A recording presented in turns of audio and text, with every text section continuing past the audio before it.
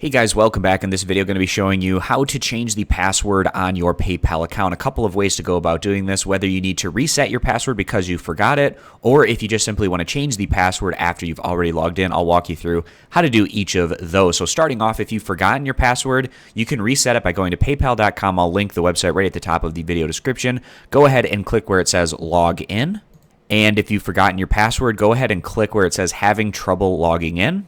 And then in this box right here, you need to enter in the email that's associated with your PayPal account. Click next. They'll send you to that email a way that you can go about resetting your password. Now, if you've forgotten your email on top of it, what you can do is click forgot your email. And then it gives you the option to type in up to three different email addresses that you think might be associated with your PayPal account. So you can try entering those in here, and then it will give you information needed to show you which of those emails is associated with your PayPal account. So then at that point, you can go back, type in the email that's associated with your PayPal account, go through those steps. They'll send you an email to reset that password. Now, going back, I also want to show you how you can go about changing your password in your PayPal account after you've logged in.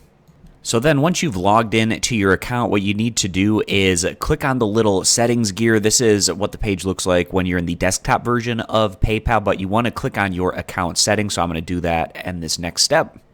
And then it should take you over to the account settings tab. But for changing our password, what we want to do is click on the security tab. So I'm going to do that next.